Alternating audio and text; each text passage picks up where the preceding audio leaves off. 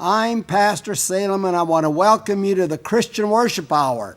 And here it is. Another week has rolled by, and God has brought us together again. I hope it's been a good week. And, if Jesus is with us, it'll be a good week. Maybe some hard knocks and some hard times, but with Jesus, we can go through anything. Well, we want to talk about the joy for the Christian when he comes to death. When you come to death, there's joy in that. And we're all going to come to that. You know, it makes me think about how 23 years ago, I had an experience that I'm never going to forget. And that is the doctor sat down and had given me a test. And sat down and looked at me in the eye, and he said, Pastor, you've got colon cancer, and it's going to require surgery.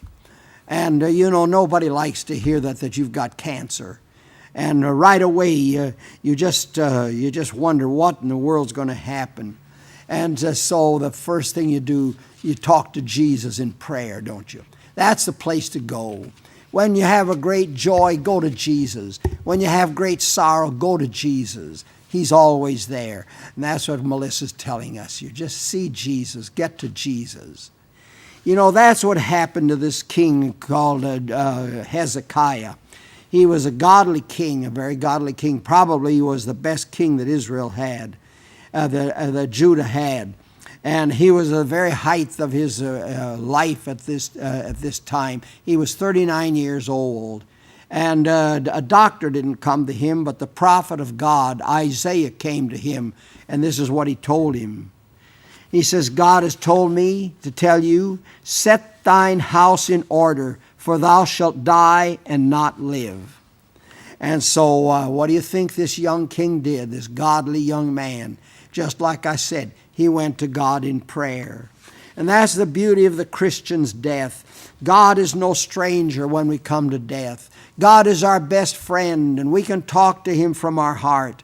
And that's why you need to just accept the Lord as early in life as you can. Accept Him right. If you haven't accepted Him today, take Him into your life, because then you're just building that faith and that trust, and you know how to talk to God.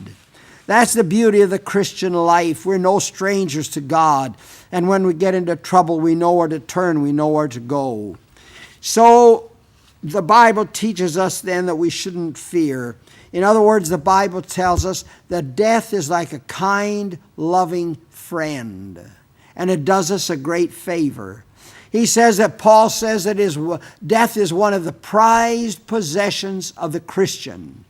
Look at 1 Corithians chapter 3, verses 21 to 23, where Paul says, for all things belong to you, whether Paul or Apollos or Cephas or the world or life or death or things present or things to come. He says, all things belong to you, and you belong to Christ, and Christ belongs to God. And so death is listed as a wonderful, wonderful gift. And it is a wonderful gift because it's the only way to God. And we can travel all over the world and look wherever you want. Death is the only way to God. And so that, unless the Lord comes while we're still alive, and that'll happen.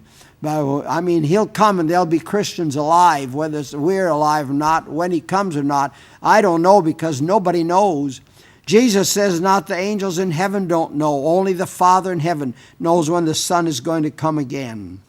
And so Paul is writing to the early Christians, and they were persecuted. They had a terrible time in life. The Roman Empire was persecuting Christians all over the place. They were crucifying Christians and setting them on fire at night and letting them burn for lights for the streets. It was a horrible thing, and feeding with the animals, starving animals. And so the poor dear brothers and sisters in Christ in the early days of the Christianity, they suffered terribly for the Lord. And so the Romans, they could come and they could do anything they wanted with the Christians. They were helpless, and so they could take their food, and they could take their friend, and they could take their life, they could take their children, they could take their parents, they could do anything. But one thing they couldn't do, even though they could take their life, They couldn't take away the presence of God and the presence of Christ, because that is always with us. And when we die, we go to be with Jesus, which is far better.